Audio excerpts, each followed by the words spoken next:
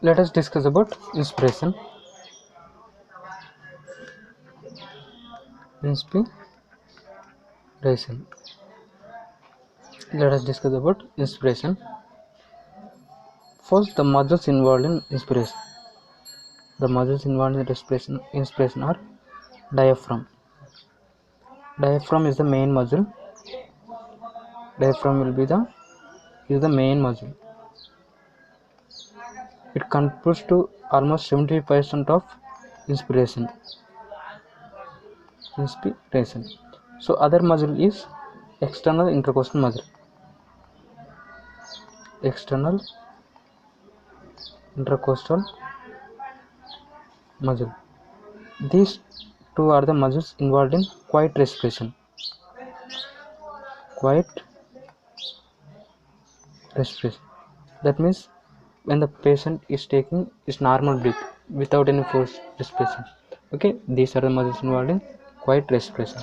Let's see the muscles involved in forced inspiration. Muscles involved in forced inspiration. The muscles are sternocleidomastoid muscle, sternocleidomastoid muscle,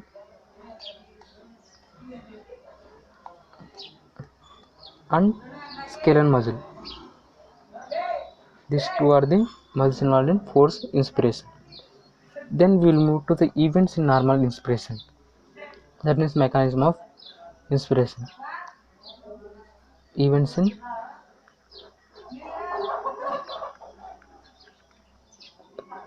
normal inspiration. Normal inspiration. First, the brain initiates inspiratory effort. Brain initiates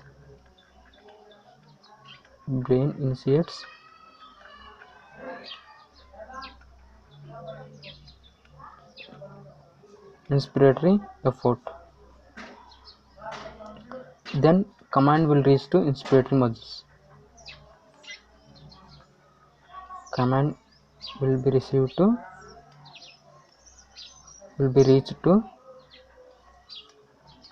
inspiratory muscles.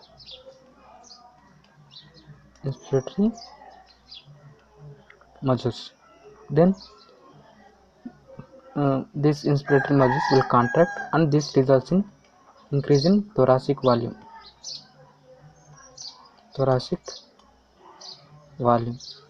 Due to increase in thoracic volume, intrapleural pressure, that means pressure within alveoli, intrapleural pressure in the sense pressure within pleural space.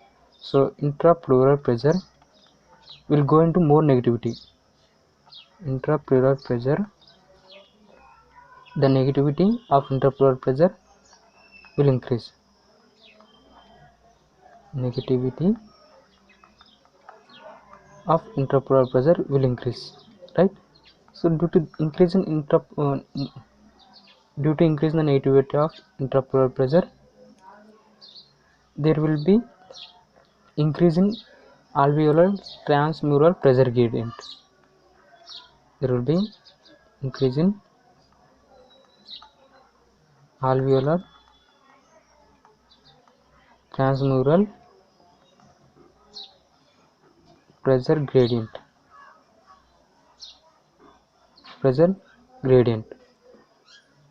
Due to increase in alveolar transmural pressure gradient, air will rush into alveoli. Okay, movement of air into alveoli will take place. Movement of air into alveoli. Okay, these are the events in normal inspiration.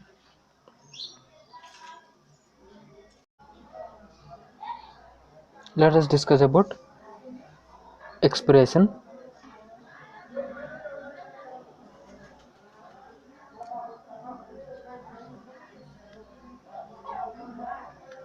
Expiration. As all of us know, what is expiration? Expelling of gases out of the respiratory system, right? So the first we will discuss the muscles involved. muscles involved in expression. Normal without any forced expression. No muscles are involved in normal expression because expression is a passive phenomenon, is a passive process. Okay, so no muscles will be involved in normal expression, but there is involvement of muscles in forced expression. Forced expression. In forced expression, the muscles involved are internal intercostal muscles, internal intercostal muscles, and anterior abdominal muscles, and anterior abdominal muscles. These muscles are involved in forced expression. Let's see the events in normal expression. Events in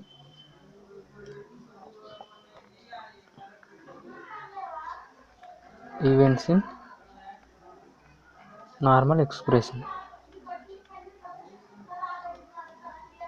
Normal expression. As I told you, it is a passive process, right? It is a passive process. Here first what happens is brain seizes inspiratory command. Brain seizes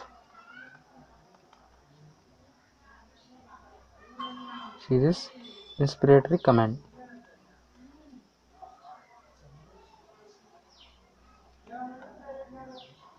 On cessation of inspiratory command, inspiratory muscles will relax.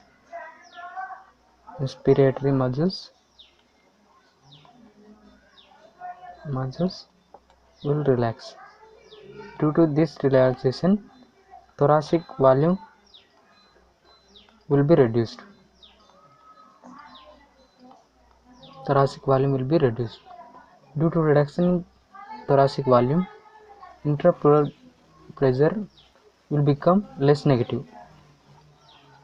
Intrapleural pressure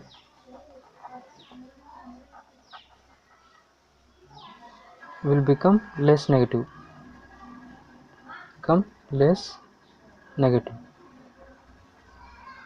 Due to this, there will be decrease in alveolar transmural pressure gradient. Due to this results in decrease in alveolar transmural pressure gradient.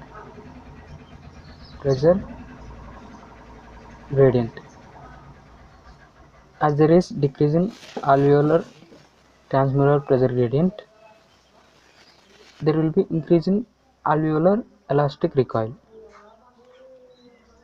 This increases the alveolar elastic recoil.